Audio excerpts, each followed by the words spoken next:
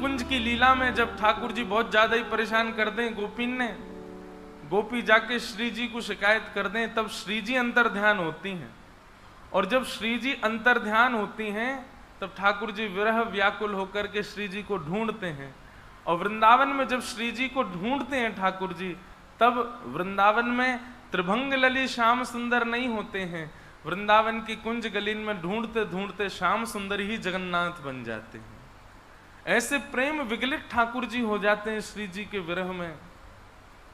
वही श्री जी के विरह का मूर्त रूप, प्रेम का पूर्ण स्वरूप हैं श्री जगन्नाथ जी।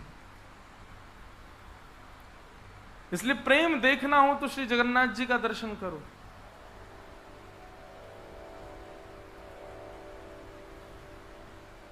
ऐसे महाप्रभु श्री जगन्नाथ जी हैं। हमारे भारत के सब देव कुछ ना कुछ प्रदान करते हैं।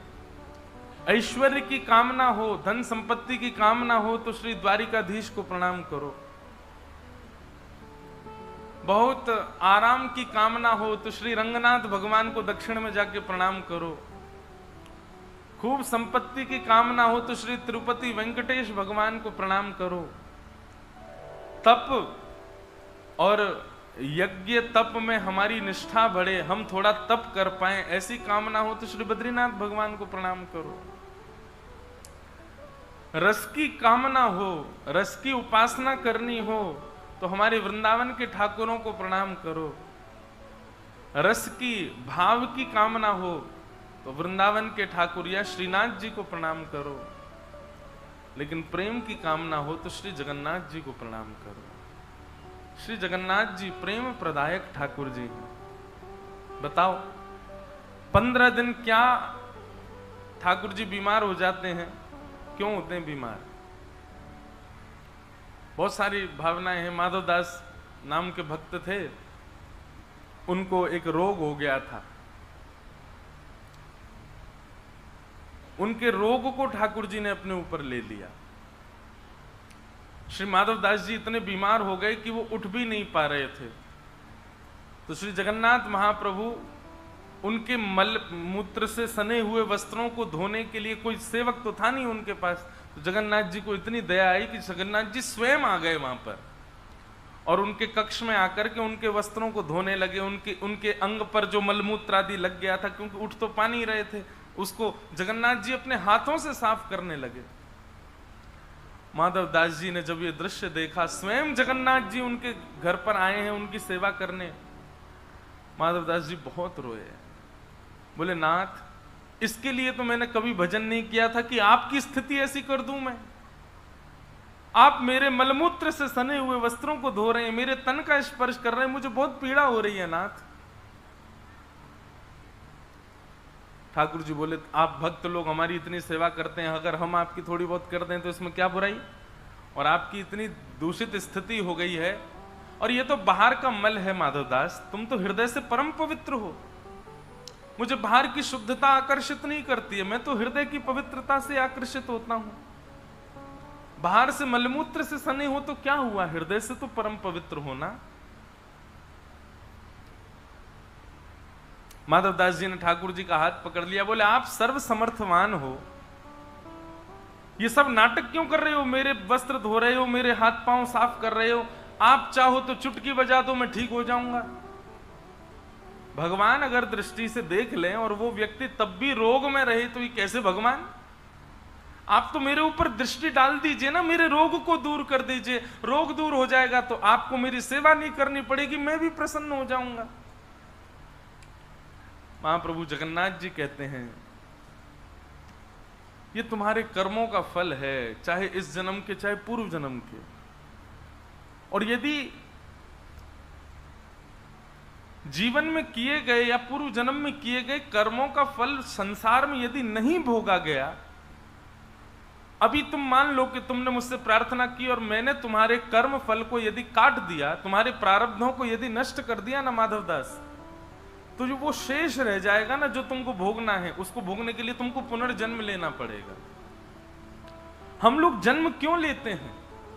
कई लोग जन्म लेते हैं कर्मों का बर्डन और बढ़ाने के लिए, और कई लोग जन्म लेते हैं अपने पूर्व जन्म के भी कर्मों के भोगों को भोग करके निवृत्त होने के लिए। वैसे तो वास्तव में जन्म हमारा निवृत्ति के लिए हुआ है, भोगने के लिए हुआ है, पूर्व के प्रारब्धों को भोगने के लिए, पूर्व के किए कर्मों को जीवन में सहने के लिए।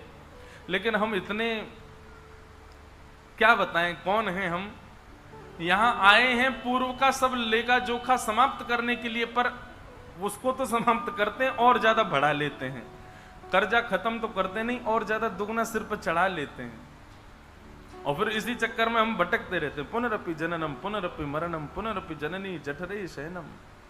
वास्तव में आध्यात्मिक होना, भक्ति पथ का पथिक होना, उसके लिए एक ही सूत्र है कि यह समझ जाओ कि आप जीवन में जो कुछ भी अनुभव कर रहे हैं, जो कुछ भी फेस कर रहे हैं, जो कुछ भी अपने जीवन में आप जिस स्थिति से लड़ रहे हैं, जूझ रहे हैं, ये सब आपके प्रारब्ध हैं। उन प्रारब्धों को भोगो, प्रारब्धों से लड़ो, दूसरा कुछ निर्माण मत करो। पर नहीं, हम लोग संसार में रहते रहते और बहुत कुछ निर्माण कर लेते हैं, बहुत सारे अपने विषय भोग और बहुत सारी कामनाओं से और ज्यादा कर्म फलों को इकट्ठा कर लेते हैं। पर याद रहे, जब तक ये प्रारब्ध नष्ट नहीं होगा ना, तब तक ठाकुर जी मिल नहीं सकते। माधव दास जी से भगवान बोले, तुमको ये रोग इसलिए हुआ क्योंकि ये तुम्हारे पूर्व जन्म का प्रारब्ध है, और कहीं मैंने चुटकी बजा के इसको नष्ट कर दिया तो ये भोगा तो है नहीं तुमने, नष्ट हो गया। और नहीं भोगोगे तो भोगने के लिए दोबारा तुमको जन्म लेना पड़ेगा। इसलिए माधवदास 15 दिन का रोग और बचा, इसको भोग लो। माधवदास बोले, लेकिन शर्त है। बोले क्या? मुझे भोग भोगने में कोई दिक्कत नहीं, मुझे कष्ट सहने में कोई दिक्कत, आप नहीं आओगे मेरे पास, ये सेवा एवा आप नहीं करोगे मेरी। जगन्नाथ जी बोले, मैं तो करूंगा। अब जगन्नाथ जी में जिद लगी है, मैं सेवा करूंगा। माधवदास कह रहे हैं कि मैं आपको करने नहीं दूंगा, 15 दिन का अभी प्रारब्ध बचा है। माधवदास जी बोले, नहीं प्रभु, आपको मैं सेवा नहीं करने दूंगा। तो भगवान बोले, ठीक है, हम पर एक उपाय और है, वो हम कर देते हैं। तो माधवदास जी बोले, क्या उपाय है? बोले, यहां नहीं, श्री मंदिर में जाके करेंगे, तुम ठीक भी हो जाओगे और हमको सेवा में भी नहीं आना पड़ेगा। माधवदास जी बोले, ठीक है। अब माधवदास जी को पता नहीं था ये क्या करने वाले हैं। ठाकुर जी श्री मंदिर में गए और माधवदास का जो 15 दिन का अभी प्रारब्ध बचा था उसको अपने ऊपर ले लिया, और अपने ऊपर लेकर के स्वयं ठाकुर जी बीमार हो गए, उष्ण हो गए। बताओ, ठाकुर जी बीमार पड़ गए, तुम ताली बजा रहे हो। संसार में कोई बीमार पड़ता आप ताली बजाते हो? वाह, तुम आईसीयू में चले गए, ओहो तुमको ग्लूकोज चढ़ रही है, ऐसे कौन करता है भाई? ताली क्यों बजाई आपने? माधवदास जी का पीड़ा ठाकुर जी ने अपने ऊपर ले ली। अब यहां माधवदास जी स्वस्थ हो गए, स्वस्थ होकर के स्नान ध्यान करके तिलक चंदन लगा करके बढ़िया इत्र लगा करके माधवदास जी बोले, अब बढ़िया हो गया, अब चलूं महाप्रभु के दर्शन को। और जैसे ही श्री मंदिर में गए, मुख्य द्वार बंद है, पुजारी सब बाहर बैठे रुदन कर रहे हैं, भीतर केवल गिने चुने लोग हैं। माधवदास जी ने पूछा, क्या हुआ? बोले, महाप्रभु जगन्नाथ जी को बुखार आ गया है। माधवदास जी बहुत रोए। तो ठाकुर जी, आपने ऐसा क्यों किया? कि प्रबल प्रेम के पाले पड़कर हरि को नियम बदलते देखा, अपना मान टले टल जाए, पर भक्त का मान न टलते देखा। ठाकुर जी ने सृष्टि के सारे नियम बदल दिए। जिन भगवान को कोई रोग नहीं हो सकता, वो माधवदास का रोग स्वयं भोग रहे हैं। हमारे ब्रज के रसिक जन कहते हैं, आज भी जगन्नाथ जी बीमार पड़ते हैं, निश्चित ही इतने लाखों करोड़ों लोग दर्शन करने जाते हैं, किसी ना किसी रोग, किसी ना किसी के रोग को आज भी महाप्रभु जी अपने ऊपर ले लेते हैं। आज भी 15 दिन के लिए ठाकुर जी बीमार पड़ते हैं। है ऐसा प्रेमी कोई?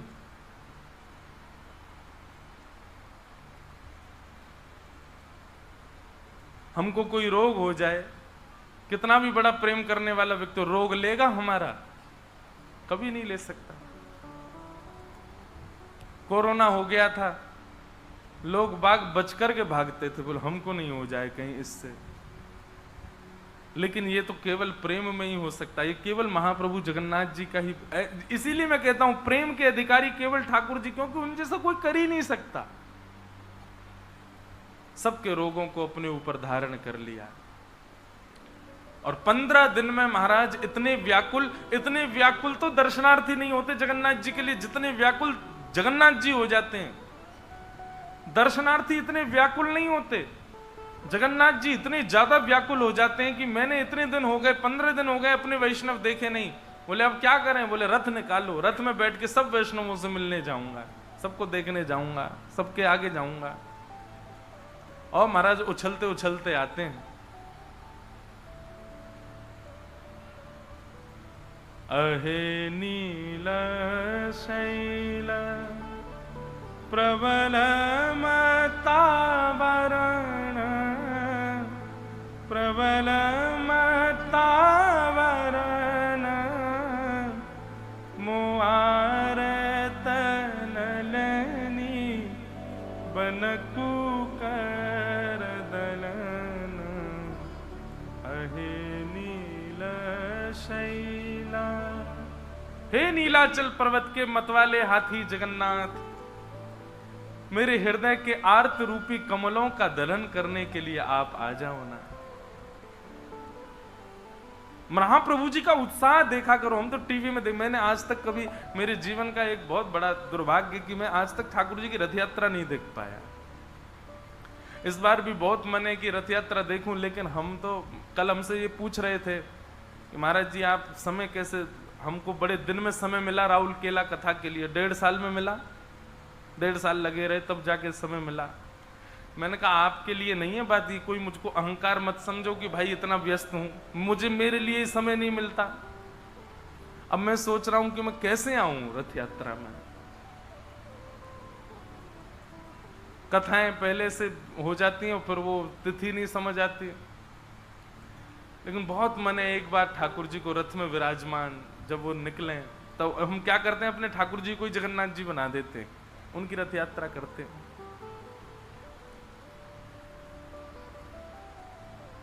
साल बेग के लिए ठाकुर जी ने अपना रथ रोक दिया।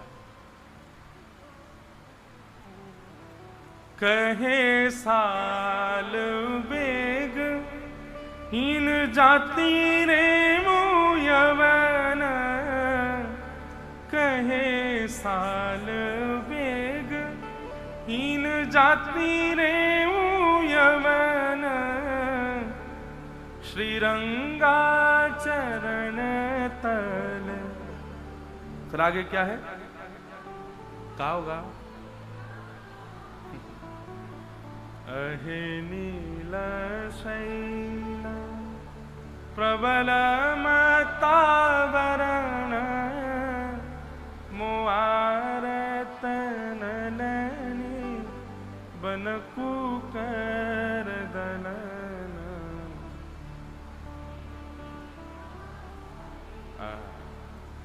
हम लोग उन सीढ़ियों से उतर के जब आते हैं महाप्रभु जी के मंदिर से तो ऐसे ही आ जाते हैं आराम से, लेकिन जगन्नाथ जी कैसे आते? कूदते कूदते आते। कितने उछल के मारते, कितने उत्साह में भर गए ठाकुर जी कि अपने वैष्णवों से मिलने जाऊंगा। ओ परब्रह्म परमात्मा, जो तीनों लोगों के, तीनों भुवन के स्वामी है, पूरा ब्रह्मांड जिनके अधीन रहता है, वो अपने सामान्य से भक्तों के भाव के लिए कितने उत्साहित हो जाते हैं। लेटते लेटते आते हैं, लुढ़कते लुढ़कते आते हैं ऊपर से, और इतने उत्साह में भर जाता। व्यक्ति जब बहुत उत्साह में भर जाता है ना तो स्वयं नहीं चलता, आसपास लोगों के कंधे पे हाथ धर लेता, बोले मुझे उठा के लेके चलो, मैं परम प्रसन्न हूं। ऐसे श्री जगन्नाथ जी स्वयं नहीं चल रहे हैं, पंडा पुजारियों के ऊपर चढ़ जाते, बोले अब लेके चलो मुझे। इतने भारी ठाकुर जी खा खा करके दाल भात ऐसे हो गए, लेकिन इतने भाव से जाते हैं और फिर रथ में बैठ करके सबको टुकुर टुकुर देखते हुए जाते हैं। गुंडीचा कितना सुख देते हैं। एकमात्र पूरे ब्रह्मांड में एकमात्र श्री जगन्नाथ जी ऐसे ठाकुर हैं जो अपने मंदिर से बाहर निकल के वैष्णवों से मिलने आते हैं, और कोई ठाकुर नहीं आते। ऐसे प्रेम के साक्षात स्वरूप श्री जगन्नाथ जी।